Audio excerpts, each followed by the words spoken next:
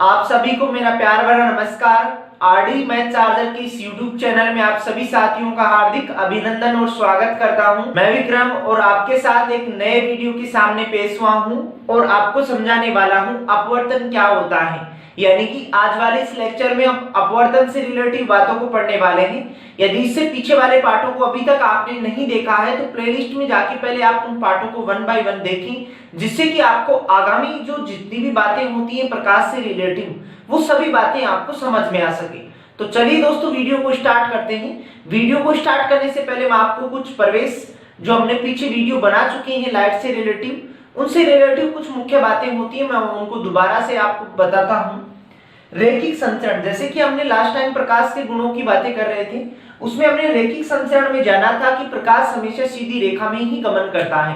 प्रकाश की इस गुण को क्या कहते हैं? रेखीय संचरण कहते हैं। इसके बाद में हम सेकंड नंबर पे प्रकाश का गुण पढ़े थे, कौन सा? परावर्तन। की प्रकाश का परावर्तन रिफ्लेक्शन क्या होता है।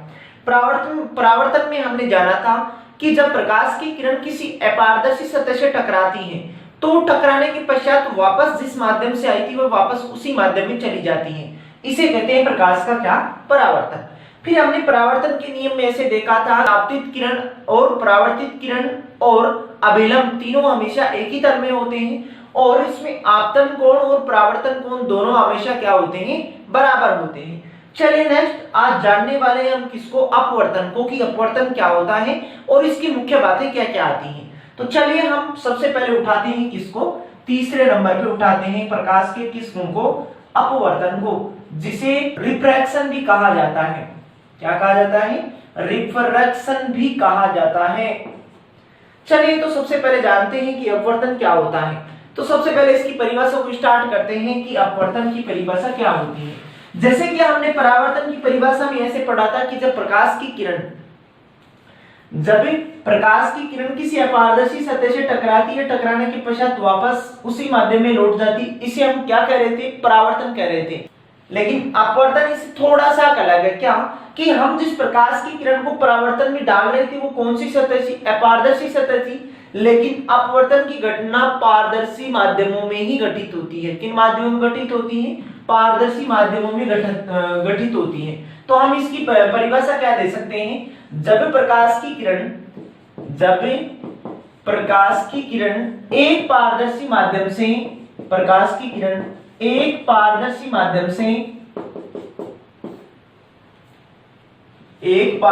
माध्यम से दूसरे माध्यम में प्रवेश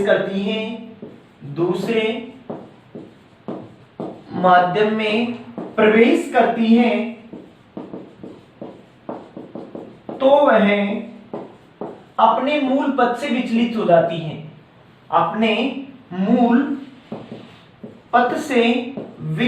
हो जाती है। विचलित का मतलब होता है मुड़ जाती है, विचलित हो जाती है, जिसे क्या कहते हैं? अपवर्तन कहा जाता है। और यहां से अपवर्तन से बहुत सारे क्वेश्चंस बनते हैं। अब अपवर्तन की परिभाषा आपने क्या सीखी? जब प्रकाश की किरण एक पारदर्शी माध्यम से दूसरे पारदर्शी माध्यम में प्रवेश करती है तो वह अपने मूल पथ से विचलित हो जाती है, जिसे क्या कहते हैं? अपवर्तन कहा जाता है। जैसे कि हम इसे चित्र के माध्यम से यदि देखें तो हमारे पास जो दो माध्यम है, एक तो माध्यम ऊपर और एक माध्यम क्या है? नीचे। जैसे कि हमारे पास ये कोई एक माध्यम है, नीचे वाला कोई माध्यम है और ऊपर वाला कोई माध्यम है। दोनों ही माध्यम पारदर्शी होने चाहिए जिससे प्रकाश की किरण दोनों माध्यमों में प्रवेश कर सके। जैसे कि हमने इस पारदर्शी माध्यम से प्रकाश की किरण लाई और लाने के पश्चात यदि पारदर्शी है तो प्रकाश की किरण अंदर प्रवेश करेगी, तब ये क्या करती है? अंदर प्रवेश करती है। अब अंदर प्रवेश तो कर जाती है लेकिन जानी चाहिए थी कहां? ये ऐसे सीधी जानी चाहिए थी, लेकिन कहां मुड़ गई? ये नीचे की ओर मुड़ गई। ये कोई जरूरी नहीं कि ये नीचे की तरफ मुड़ सकती है, ऊपर की ओर भी मुड़ सकती है। वो डिपेंड करता है माध्यम पे कि वो किस प्रकार के माध्यम में प्रवेश कर रही है, वो हम आगे जानने वाले हैं। तो ये अपने मूल पथ से क्या हो जाती है? विचलित हो जाती है। पीछे की क्लासों में हमने ऐसे पढ़ा कि ये आने वाली किरण कौन सी किरण होती है? आपतित किरण। कौन सी किरण? आपतित किरण है। और परावर्तन की परिघटना में जो टकराकर जाने वाली जो किरण थी, जैसे कि ये आपतित किरण हो गई, ये कौन सी किरण हो गई थी? परावर्तित किरण हो गई थी इधर। क्योंकि परावर्तन के पश्चात जो किरण निकलती है उस किरण को कहते हैं परावर्तित किरण, और अपवर्तन के पश्चात, यहाँ अपवर्तन हो रहा है और अपवर्तन के पश्चात जो निकलने वाली जो किरण होती है उस किरण को कहते हैं अपवर्तित किरण। परावर्तित किरण किसे कहते हैं? परावर्तन के पश्चात निकलती किरण, उस किरण को परावर्तित किरण। और अपवर्तित किरण किसे कहते हैं? अपवर्तन के दौरान जो निकलती है किरण उसे कहते हैं अपवर्तित किरण। तो ये कौन सी किरण हो गई? ये किरण हो गई हमारे पास कौन सी किरण? अपवर्तित किरण। तो आप यहां से आपतित किरण और अपवर्तित किरणों को जान पाए होंगे। आपतित आने वाली किरण, यदि अपवर्तन हो रहा है तो अपवर्तित किरण आती है, और यदि परावर्तन हो रहा है तो वो किरण होती है कौन सी? परावर्तित किरण। चलिए नेक्स्ट, अब जैसे हमने पीछे की क्लासों में ऐसे जाना था कि बीच में क्या होता है? एक अभिलंब होता है। क्या होता है? अभिलंब होता है। अब देखो यहाँ एक कोण बनता है जिसे कौन सा कोण कहते हैं? आपतन कोण कहते हैं, आई कहते हैं। और परावर्तन कोण, जो परावर्तन की परिघटना में अभिलंब के साथ जो कोण बनाती है परावर्तित किरणों से, परावर्तन कोण कहते हैं। यहाँ अब कौन सा कोण बनेगा? अपवर्तन कोण बनेगा। अपवर्तन कोण कौन सा बनेगा? जब अपवर्तित किरण और अभिलंब जो कोण बनाती है उस कोण को कहते हैं अपवर्तन कोण, और इसे लिखते हैं किससे? आर से लिखते हैं। अब देखो, हमने परावर्तन की परिघटना में ऐसे पढ़ा था कि आपतन कोण और परावर्तन कोण दोनों हमेशा आपस में क्या होते हैं? बराबर होते हैं। लेकिन आपतित किरण अभिलंब के साथ जो कोण बनाती है अपवर्तन की घटना में, और अपवर्तित किरण अभिलंब के साथ जो कोण बनाती है अपवर्तन की घटना में, ये कभी भी बराबर नहीं होते हैं। ये बराबर कब होते हैं? जब ये कोण इस कोण के बराबर होता, मतलब ये यहां से यहां तक का होता, तब ये दोनों कोण बराबर होते। लेकिन प्रकाश की किरण क्या हो जाती है? मुड़ जाती है। मुड़ जाने पर इसका कोण क्या हो जाता है? कम हो जाता है। ऊपर वाले की बजाय नीचे वाला कोण क्या हो गया?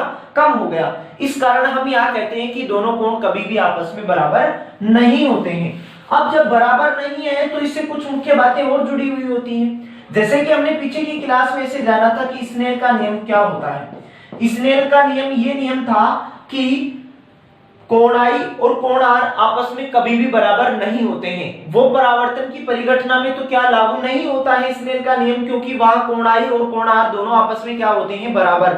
लेकिन अपवर्तन की घटना में कभी भी कोण आई और कोण आर आपस में बराबर नहीं होते हैं। बराबर कोण नहीं होने के कारण स्नेल का नियम कहाँ लागू होता है? अपवर्तन के लिए लागू होता है। तो हम इसको ऐसे लिख देते हैं कि साइन आई बटा साइन आर। अभी यहाँ एक इस तरह काम में आने लग जाता है जिसे कहते हैं म्यू। क्या कहते हैं? म्यू। और ये म्यू क्या है? ये एक माध्यम का दूसरे माध्यम के सापेक्ष अपवर्तनांक है। क्या है? अपवर्तनांक है। अपवर्तनांक को भी पढ़ने वाले हैं कि अपवर्तनांक क्या है। अपवर्तनांक आप खुद अपनी भाषा में समझिएगा कि कौन सा माध्यम कितना कठिन है कितना सरल है, वो कहलाता है अपवर्तनांक। कुछ जैसे अपवर्तनांक मानाते हैं, पानी के अपवर्तनांक हो गए और कांच का अपवर्तनांक हो गया, ऐसे अपवर्तनांक आते हैं। उनके माध्यम, उनके आधार पे ही हम ऐसे अनुमान लगा सकते हैं कि कौन सा माध्यम सघन होता है, कौन सा माध्यम विरल होता है। तो किसी भी माध्यम का सघन या विरल होना क्या कहलाता है? अपवर्तनांक कहलाता है, जिसे म्यू से डिनोट किया जाता है। और स्नेल का नियम किनके लिए लागू होता है? अपवर्तन के लिए लागू होता है, क्योंकि स्नेल का नियम ये था कि कोणाई और कोणार आपस में कभी भी बराबर नहीं होते हैं। जबकि कोणाई और कोणार बराबर किसके लिए थे? परावर्तन की घटना में। अपवर्तन की घटना में बराबर नहीं है, मतलब नॉट इज इक्वल टू क्या होना चाहिए? एक। तो यहाँ इस तरह काम में लेने लग जाते हैं, जिसे क्या कहते हैं? म्यू कहते हैं। क्या कहते हैं? म्यू। तो आप यहाँ से क्या जान पाए कि आपतित किरण आने वाली किरण हो गई, अपवर्तित किरण अपवर्तन के पश्चात निकलने वाली किरण हो गई। परिभाषा आप यहाँ से समझ पाए होंगे, अच्छे से अपनी नोटबुक में लिखिएगा। अब इनसे जुड़ी हुई कुछ और बातें मैं आपको आगे बताता हूँ। वहां लिखा हुआ है कोने में क्या? अपवर्तनांक। और अब जानते हैं अपवर्तनांक क्या होता है। अपवर्तनांक की परिभाषा तो हमने सीख ली कि किसी भी माध्यम का सघन या विरल होना, या एक माध्यम का दूसरे माध्यम के सापेक्ष जो सघनता या विरलता को प्रदर्शित करता है उसको कहते हैं क्या? अपवर्तनांक। क्या कहते हैं? अपवर्तनांक। ऐसे ये अपवर्तनांक काम कहाँ आने वाला है? ये अपवर्तनांक काम में आने वाला है किसी भी माध्यम की सघनता या विरलता को पहचान करने में काम में आने वाला है। अब ये सर सघन या विरल ये क्या होते हैं? जैसे कि देखो, अपवर्तनांक कुछ चीजें ऐसी होती हैं, वैसे बहुत सारी चीजें होती हैं, लेकिन आपको कुछ ही चीजों का याद करना जरूरी होता है यहाँ, कि जैसे पानी का अपवर्तनांक कितना होता है, क्योंकि ये कुछ ऐसे मान होते हैं वो डायरेक्टली एग्जाम्स में पूछे जाते हैं। जैसे आपको सबसे पहले पता रखना है किसका? हवा का अपवर्तनांक। हवा का अपवर्तनांक होता है 1.003। या आपको लगभग आपको मान पता रखना है कितना, 1। कितना पता रखना है, 1। नेक्स्ट दूसरे नंबर पे इसका अपवर्तनांक पता रखना है हमें, किसका, पानी का। किसका पता रखना है, पानी का। पानी का अपवर्तनांक होता है कितना, 1.33। मैं आपको कुछ ही मान लिखाने वाला हूं आपको, और यही मान आपको एग्जाम्स में पूछे जाते हैं। वैसे होने को तो बहुत सारे अपवर्तनांक होते हैं, लेकिन आपको उनको रटना नहीं है। आपको हवा का पता रखना है, पानी का पता रखना है, कितना, 1.33। तीसरे नंबर पे जो सबसे इंपॉर्टेंट है वो पता रखना है किसका, हीरे का। किसका पता रखना है आपको, हीरे का। हीरे का अपवर्तनांक होता है 2.42। ये लास्ट ईयर ग्रुप डी की एग्जाम्स में भी पूछा गया है, और इससे पहले बहुत सी एग्जाम्स में पूछा गया है कि हीरे का अपवर्तनांक कितना होता है। कितना होता है, 2.42। नेक्स्ट चौथे नंबर पे हम देखेंगे किसको, क्राउन कांच को, कि क्राउन कांच का अपवर्तनांक कितना होता है। क्राउन कांच का 1.52 होता है। कितना होता है, 1.52। इसके अलावा फिल्लेट कांच भी आता है, लगभग उसका होता है 1.65। तो आपको इन चार मानों का पता रखना है। हवा 1.003, पानी 1.33, हीरा 2.42, क्राउन कांच 1.52। अब सर ये सघन या विरल ये क्या है? मैंने आपको अपवर्तनांक की परिभाषा क्या बताई कि किसी भी माध्यम का सघन और विरल होना क्या कहलाता है, अपवर्तनांक कहलाता है। क्या कहलाता है, अपवर्तनांक। और किसी भी माध्यम का सघनता या विरलता किस पे डिपेंड करती है, उसके अपवर्तनांक के मान पे डिपेंड करती है। जैसे कि सघन क्या होता है, विरल क्या होता है। सघन और विरल, विरल तो हम कह सकते हैं सरल माध्यम। क्या कह सकते हैं, सरल माध्यम। सघन किसे कहते हैं, जटिल माध्यम। क्या कहते हैं, जटिल माध्यम। तो ये दोनों ही माध्यमों के प्रकार हैं, सघन माध्यम और विरल माध्यम। विरल से तो आपको क्या लगाना है कि ये क्या है, सरल है। सघन से आपको क्या लगाना है कि जटिल है। जैसे कि अब आपके पास दो मान पड़े हैं, एक चीज का अपवर्तनांक 2.42 है और दूसरी वाली का 1.33 है। अब आप इनमें से कैसे पहचान पाओगे कि कौन सघन है और कौन विरल है? जिसका अपवर्तनांक जितना कम होता है वो उतना ही सरल होता है। जैसे कि आपको कंपैरिजन करने के लिए आपको दो मान दिए गए हैं कि एक तो 2.42 है और 1.33 है। इनमें से सरल कौन सा है, इनमें से विरल माध्यम कौन सा है? तो आपको क्या पता रखना है कि जिसका अपवर्तनांक कम होता है वो उतना ही क्या होता है, विरल होता है, यानी कि सरल होता है। और जिनका मान जितना ज्यादा होता है वो उतना ही क्या होता है, सघन। तो इन दोनों माध्यमों में से सघन कौन सा है, 2.42, यानी कि हीरा क्या है, सघन। और 1.33 किसका होता है, पानी का। तो पानी यहाँ क्या है, सरल माध्यम है। तो आप समझ पाए होंगे इन चीजों को। सबसे इंपॉर्टेंट बात तो आपको ये वाली पता रखनी है कि इनका कई बार आपको एग्जाम्स में ऐसे कैसे मान पूछा जाता है। तो आप इसमें नोटबुक में नोट किया होगा आपने। चलिए नेक्स्ट पढ़ते हैं अपवर्तन से रिलेटिव कुछ दो इंपॉर्टेंट बातें और पढ़ते हैं। अब वो बातें कौन कौन सी हैं? अब आप यदि सघन और विरल जानने लग गए तभी आपको वो आगे की बातें समझ में आने वाली हैं। अब दो मुख्य बातें मैं एक तो इधर लिखता हूं और एक लिखता हूं इधर।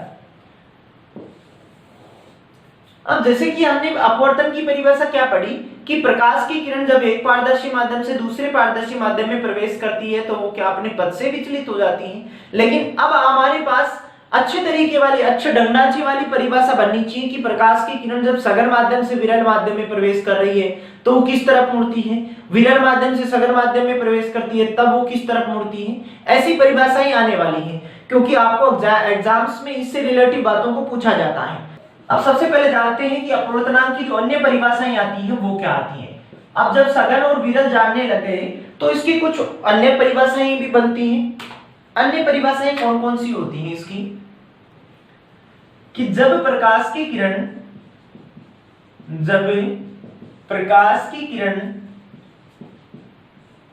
विरल माध्यम से सघन माध्यम में प्रवेश करती है, विरल माध्यम से सघन माध्यम में प्रवेश करती हैं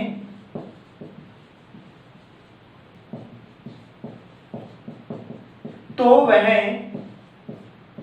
अपने अभिलंब की ओर मुड़ जाती हैं। अभिलंब की ओर मुड़ जाती हैं, जिसे क्या कहते हैं, अपवर्तन कहा जाता है। अब सर आपने इस परिभाषा में क्या लिखा है? इस परिभाषा में अपवर्तन की परिभाषा ही लिखी है लेकिन कुछ अलग वे से लिखी हुई है। कि अभिलंब की ओर मुड़ जाती है, जिसे क्या कहा जाता है, अपवर्तन कहा जाता है। अब जब आप सघन और विरल जानने लग जाते हो तो आपको इस प्रकार की परिभाषाएं भी आना जरूरी होता है कि जैसे हमारे पास दो माध्यम हो गया, अब प्रकाश की किरण किससे जा रही है, विरल। ऊपर कौन सा माध्यम है, सरल, सरल यानी कि विरल। कौन सा माध्यम है, विरल। अब विरल माध्यम से जब प्रकाश की किरण जटिल माध्यम में या सघन माध्यम में प्रवेश करती है तो वो किस तरफ मुड़ती है, ये हमारे पास क्या हो गया, अभिलंब हो गया। जब प्रकाश की किरण सरल माध्यम से विरल माध्यम में प्रवेश करती है तो वो अभिलंब के पास आने लग जाती है। जानी तो चाहिए थी ऐसे सीधे, और वो किस तरफ मुड़ गई, वो मुड़ गई अभिलंब की ओर मुड़ गई। किस तरफ आ गई, अभिलंब की ओर मुड़ गई। जब प्रकाश की किरण कहां से कहां जा रही थी, विरल माध्यम से सघन माध्यम में प्रवेश करती है तो अभिलंब की ओर क्या हो जाती है, झुक जाती है। इसे क्या कहते हैं, अपवर्तन कहा जाता है। अब एग्जाम्स में यहाँ से क्वेश्चन बनता है कि जब प्रकाश की किरण विरल माध्यम से सघन माध्यम में प्रवेश करती है तो वो किस तरफ और मुड़ती है, तो मुड़ती है किस तरफ, अभिलंब की ओर मुड़ती है। लेकिन नेक्स्ट दूसरे वाली मैं आपको परिभाषा बताने वाला हूं कि जब प्रकाश की किरण सघन माध्यम से विरल माध्यम में प्रवेश करती है, सघन माध्यम से विरल माध्यम में प्रवेश करती है, विरल माध्यम में प्रवेश करती है तो वह अभिलंब से दूर हटती है, तो वह अभिलंब से दूर हट जाती है, जिसे क्या कहते हैं, जिसे अपवर्तन कहा जाता है। क्या कहलाता है, अपवर्तन कहा जाता है। अब इस परिभाषा में वो वाली परिभाषाएं लिखी है लेकिन थोड़ा सा अंतर है इधर वाली परिभाषा में कि उधर प्रकाश की किरण किस तरफ मुड़ रही थी, अभिलंब की ओर मुड़ रही थी। जब प्रकाश की किरण कहां से कहां जा रही थी, विरल से कहां जा रही थी, सघन में जा रही थी। लेकिन इसमें क्या हो पाता है कि जब प्रकाश की किरण, अब हमारे पास कौन कौन से माध्यम, वही तो माध्यम होंगे, सघन होगा और दूसरा वाला कौन सा होगा, विरल होगा। अब यहाँ तो विरल से सघन में प्रवेश कर रही थी, अब यहाँ हमारे को किसमें से प्रवेश करवाना है, सघन से भेजना है। सघन मतलब जटिल, विरल माध्यम क्या, सरल। कि अब हमारे को कहां से भेजना है, इस माध्यम से भेजना है, और ये माध्यम कौन सा है, सघन। सघन और विरल निर्भर करता है किससे, माध्यम के अपवर्तनांक पे। तो जैसे ही हम प्रकाश की किरण को सघन माध्यम से विरल माध्यम में प्रवेश करवाते हैं तो अभिलंब से दूर हटती है, कुछ इस प्रकार से जाती है। जानी तो चाहिए थी इधर, यानी कि इतना गैप होना चाहिए था, और हो गया कितना, इतना हो गया, यानी कि वो अभिलंब से क्या हटती है, दूर हटती है। जबकि इधर अभिलंब के क्या हो रहा, क्या आ रही थी, अभिलंब के पास आ रही थी। कब, जब प्रकाश की किरण विरल से सघन में प्रवेश करती है तो अभिलंब के पास आती है, और जब प्रकाश की किरण सघन से विरल में प्रवेश करती है तो वो अभिलंब से दूर हटती है। इन दोनों बातों को आपको पता रखना जरूरी होता है, क्योंकि एग्जाम्स में जो लास्ट ईयर के पेपर लगे थे उनमें यहीं से क्वेश्चंस पूछा गया था कि जब प्रकाश की किरण विरल से सघन में प्रवेश करती है तो प्रकाश की किरण अभिलंब से दूर हटती है, अभिलंब के पास आती है। तो क्या आती है, आप जानने लगे कि विरल से सघन में प्रवेश करेगी, अभिलंब के पास आएगी। जबकि प्रकाश की किरण यदि सघन से विरल में प्रवेश करती है तो वो अभिलंब से क्या हटती है, दूर हटती है। तो आप इन बातों को जान पाए होंगे। अब हम देखते हैं अपवर्तन की उदाहरण, कि अपवर्तन के उदाहरण कौन कौन से होते हैं। और अपवर्तन से यदि आपको क्वेश्चन 100 क्वेश्चन पूछे जाते हैं, उन 100 क्वेश्चनों में 40 क्वेश्चन आपको परिभाषाओं से पूछे जाते हैं, जबकि जो 60 क्वेश्चन बच गए, यानी कि 60% जो बचा हुआ है आपके पास, वो पूछा जाता है आपको अपवर्तन के उदाहरणों से, कि अपवर्तनांक के दौरान वायुमंडल में कौन कौन सी घटनाएं घटित होती हैं। अब एग्जाम्पल देखते हैं किसके, अपवर्तन के। तो सबसे पहला एग्जाम्पल देखना है क्या, तारों का टिमटिमाना। तारों का टिमटिमाना, तारों का टिमटिमाना। तारों का टिमटिमाना किसका उदाहरण होता है, अपवर्तन। एक्चुअल में ऐसा होता नहीं कि तारे टिमटिमाते हैं, लेकिन तारे से आने वाला जो प्रकाश होता है, जो प्रकाश की किरण होती है, वो अनेक माध्यमों में से गुजरने के कारण वो जगह जगह मुड़ती है, जिससे हमारे को ऐसा प्रतीत होता है कि वो तारा चमक रहा है। तो तारे का चमकना या तारे का टिमटिमाना किसका उदाहरण होता है, अपवर्तन का उदाहरण होता है। चलिए नेक्स्ट, तरणताल का कम महसूस होना। तरणताल का या तरणताल की गहराई कम महसूस होना। गहराई कम महसूस होना। अब ये क्या है? तरल ताल का मतलब होता है कि जैसे कि आप समुद्र के पैंधे को देखते हो, समुद्र के तल को, नीचे वाले तल को यदि आप देखते हो तो आपको वास्तविक गहराई से कम दिखाई देता है। क्यों? क्योंकि वहां घटित होता है क्या? अपवर्तन के कारण। तो आप यहां से जान पाए 2 उदाहरण। तीसरा उदाहरण, पानी में पड़ी पेंसिल का मुड़ा हुआ दिखाई देना। पानी में पड़ी हुई पेंसिल का मुड़ा हुआ दिखाई देना, मुड़ा हुआ दिखाई देना। अभी यहां इस उदाहरण में आपके पास पेंसिल हो सकती है, छड़ हो सकती है, या आपका पैर हो सकता है, आपका पैर हो सकता है, आपको कुछ भी दिया जा सकता है। जैसे कि आप पानी के गिलास में कोई पेंसिल को रखते हो तो वो पेंसिल का जो सिरा जो पानी में डूबा हुआ है वो आपको मुड़ा हुआ प्रतीत होता है। वो मुड़ा हुआ किस कारण प्रतीत होता है?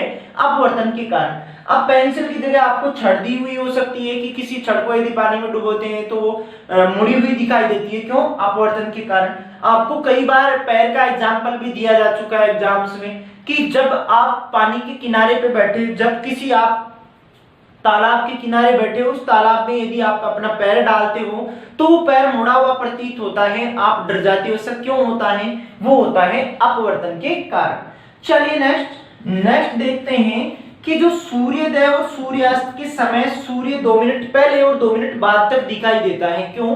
क्योंकि सूर्य क्षितिज से नीचे होते हुए भी हमारे को ऊपर उठा हुआ दिखाई देता है। किसके कारण? अपवर्तन के कारण। तो हमारे को यहाँ क्या लिखना है? सूर्योदय व सूर्यास्त के समय सूर्य 2 मिनट पहले व 2 मिनट बाद तक दिखाई देता है। 2 मिनट बाद तक दिखाई देना। ये किसका उदाहरण होता है? ये भी उदाहरण होता है किसका?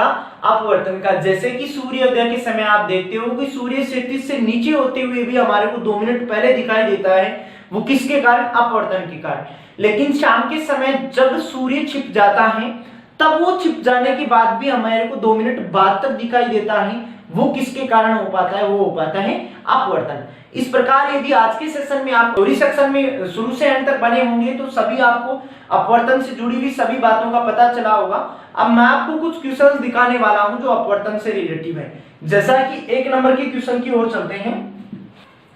तो 1 नंबर के क्वेश्चन में हमें बताना था क्या कि हीरे का निरपेक्ष अपवर्तनांक कितना होता है। यहां से हमें बताना था कि हीरे का अपवर्तनांक कितना होता है। अभी हमने थ्योरी सेक्शन में ऐसे सीखा कि हीरे का अपवर्तनांक कितना होता है?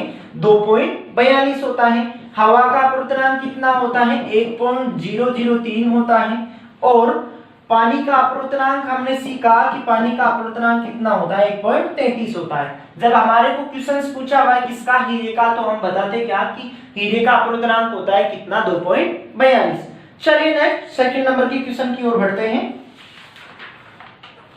अब यहां से सेकंड नंबर के क्वेश्चंस में हमें बताना था कि हमें वास्तविक सूर्योदय से कुछ मिनट पूर्व ही सूर्य दिखाई देने लग जाता है। उसका कारण क्या है?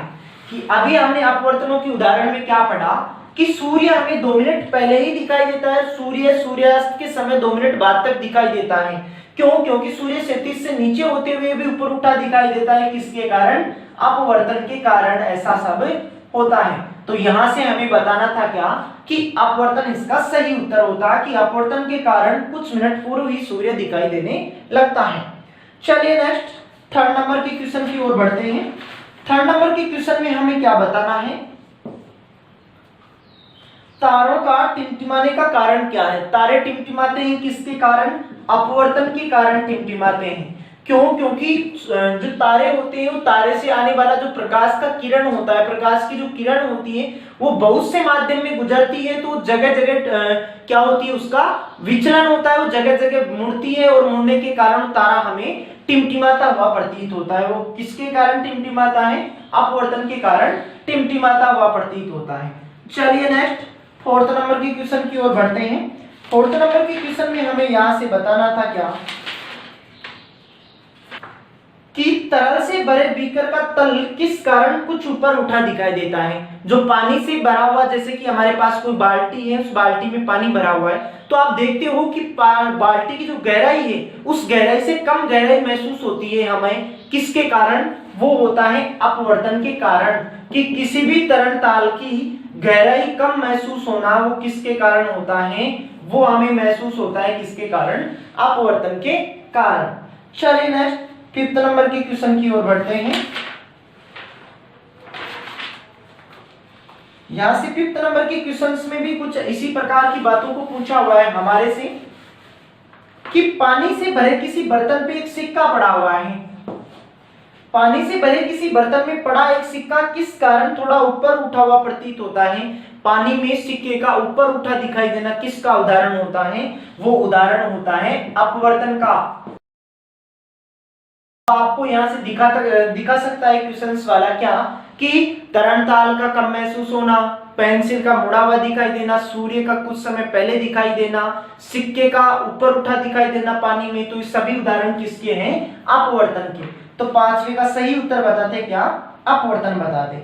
चलिए नेक्स्ट 6 नंबर के क्वेश्चन में, किस गुणधर्म के कारण पानी में भरे बर्तन में डुबोई गई छड़ हमें मुड़ी हुई प्रतीत होती है? कि जैसे हमारे पास कोई पानी है और इस पानी में क्या डाला हमने?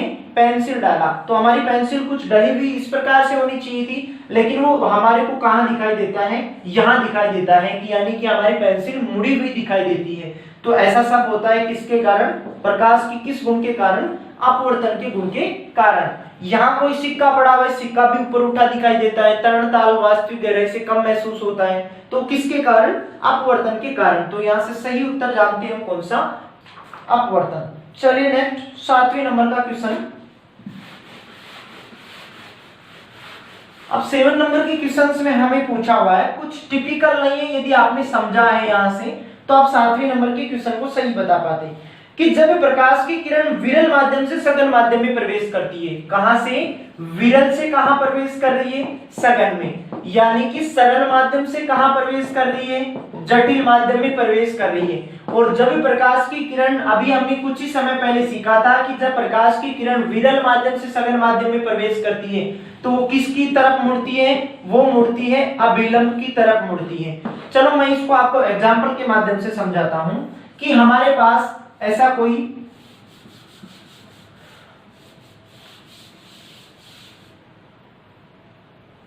चलो मैं आपको इसी चीज को एग्जाम्पल के माध्यम से समझाता हूं कि जैसे कि हमारे पास नीचे क्या है? पानी, और ऊपर क्या है? हवा। ऊपर हमारे पास क्या है? हवा, और नीचे क्या है? पानी। अब आप समझ पा रहे हो कि इन दोनों में से सघन कौन सा है? सघन वो होता है जिसका अपवर्तनांक ज्यादा होता है। हवा का अपवर्तनांक 1.003 होता है, पानी का अपवर्तनांक 1.33 है। तो सघन कौन सा है? नीचे वाला है। प्रकाश की किरण कहां से भेजनी है? विरल से सघन में। तो प्रकाश की किरण जब यहां से पानी में जाती है तो वो कहां? अभिलंब के पास आ जाती है। जानी तो चाहिए थी ऐसे सीधी, वो जो जाती है कहां? अभिलंब के पास आती है। तो जब प्रकाश की किरण सरल माध्यम से जटिल माध्यम में या विरल माध्यम से सघन माध्यम में प्रवेश करती है तो कहां आती है? अभिलंब की ओर झुकती है या अभिलंब के पास आती है। तो यहां बताना था क्या? इसका बी सही उत्तर होता कि जब प्रकाश की किरण को विरल से सघन में भेजा जाता है तो प्रकाश की किरण अभिलंब की ओर झुकने लगती है। तो सही उत्तर होता कौन सा? बी होता। चलिए नेक्स्ट 8वें नंबर के क्वेश्चन को देखते हैं। 8वें नंबर का क्वेश्चन भी बहुत इजी क्वेश्चन है कि पानी से भरे तालाब की गहराई किस कारण कम महसूस होती है? किस कारण कम महसूस होती है? वो प्रकाश की अपवर्तन के कारण हमें कम महसूस होती है। तो 8वें का सही उत्तर बताते हैं हम क्या? अपवर्तन। कि अपवर्तन के कारण तालाब की गहराई हमें कम महसूस होती है, या तालाब में कोई सिक्का पड़ा हुआ है, सिक्का ऊपर उठा दिखाई देता है, वो भी किसके कारण? अपवर्तन के कारण होता है। चलिए नेक्स्ट क्वेश्चन में हमें क्या बताना है कि पानी में पैर लटकाकर बैठे हुए व्यक्ति को उसका पैर मुड़ा हुआ और छोटा प्रतीत होता है। क्यों? क्योंकि अपवर्तन के कारण किसी भी द्रव में यदि हम किसी वस्तु को डुबोते हैं तो वो डूबी हुई वस्तु हमें मुड़ी हुई दिखाई देती है। चाहे वो पेंसिल हो सकती है, चाहे वो पेन हो सकती है, चाहे वो छड़ हो सकती है, चाहे हमारा पैर हो सकता है। यदि किसी भी द्रव में हम कोई भारी वस्तु को डुबोते हैं तो अपवर्तन के कारण मुड़ी हुई दिखाई देती है। तो यहां से हम सही उत्तर बताते क्या कि अपवर्तन के कारण पैर हमें मुड़ा हुआ दिखाई देता है। तो आज वाले क्वेश्चंस भी आप कर पाए होंगे। थ्योरी सेक्शन में आप सही से बने थे, सही से आपने पढ़ा था, तो सभी क्वेश्चनों को आप कर पाए होंगे। कुछ क्वेश्चन ऐसे थे इनमें रेलवे के एग्जाम्स में आए हुए हैं, कुछ ऐसे हैं एसएससी में आए हुए हैं। इसी प्रकार आप चैनल पे बने रहिए जिससे कि आपको मैं बहुत सारा कंटेंट प्रोवाइड करवा सकूं। और दिया हुआ कंटेंट आपको किस प्रकार का लगता है आप कमेंट बॉक्स में लिख के बता सकते हैं। और आप चैनल पर नए हैं तो चैनल को सब्सक्राइब करना नहीं भूलें। इसी प्रकार एक नए वीडियो के साथ और एक नए दोस्त के साथ मैं आपसे फिर से मुलाकात करता हूं। तब तक के लिए धन्यवाद।